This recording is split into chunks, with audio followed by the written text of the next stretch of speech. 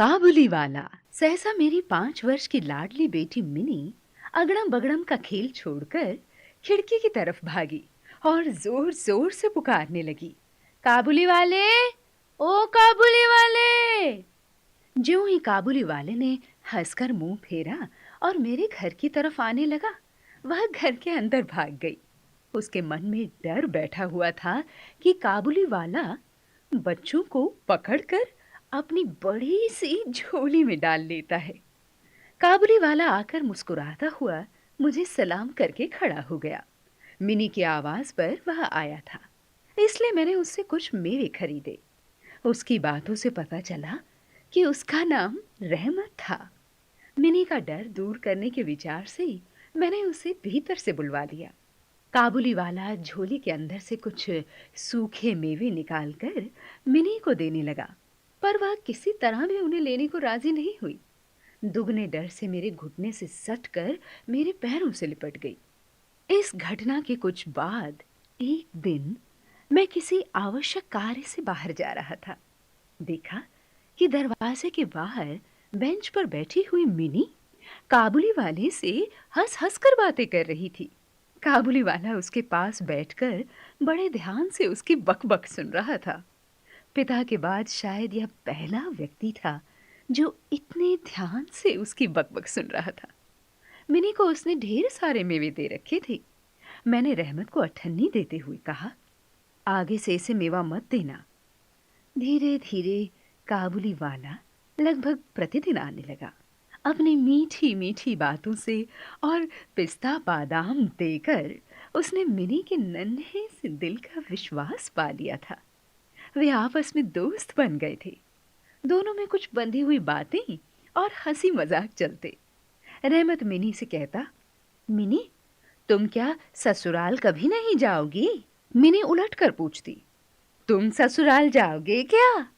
रहमत घूंसा दिखाकर कहता, मैं तो ससुर को खूब मारूंगा। और मिनी खूब हंसती। प्रतिवर्ष माघ के महीने में रहमत अपने देश चला जाता।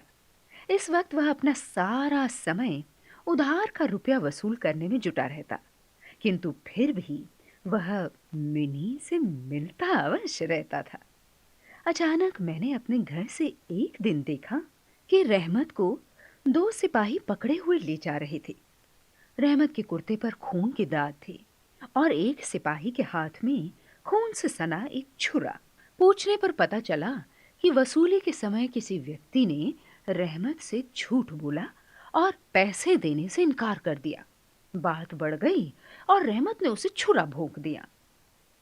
छुरा मारने के अपराध में रहमत को कई वर्ष की जेल हो गई। धीरे धीरे हम काबुली वाले को भूल गए। कितने ही वर्ष बीत गए। उस दिन मिनी का विवाह था। घर में खूब चहल पहल थी कि अचानक काबुली वाला मेरे घर आया और मुझे अभिवादन करके एक ओर खड़ा हो गया। उसे पहचानने में मुझे थोड़ा समय लगा। अचानक वह बोला, मैं बच्ची से मिलना चाहता हूँ। मैंने उससे कहा, आज घर में बहुत काम है, किसी से भेंट ना हो पाएगी। मायूस होकर वह बोला, यह अंगूर, बादाम, किशमिश बच्ची के लिए लाया था, उसको दे दीजिएगा। मेरे पैसे देने पर उसने लेने से इनकार कर दिया। फिर बोला, बाबूजी, आपकी लड़की की तरह मेरी भी एक बेटी है। यह कहते हुए उसने अपने कुर्ते की जेब में से एक मैले कागज का टुकड़ा निकालकर सावधानी से उसकी तह खोली।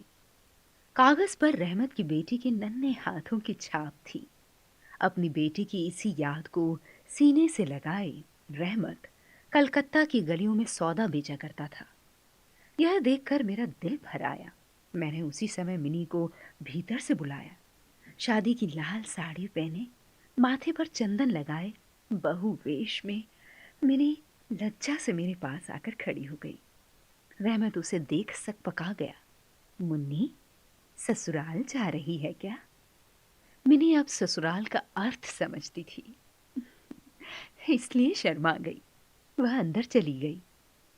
मैंने एक नोट निकालकर रहमत को देते हुए कहा, रहमत, जाओ, तुम भी अपनी लड़की के पास अपने देश चले जाओ। तुम्हारी बेटी भी अब बड़ी हो गई होगी, उसकी भी शादी करनी है ना? गहरी सोच में डूबा रहमत भारी कदमों से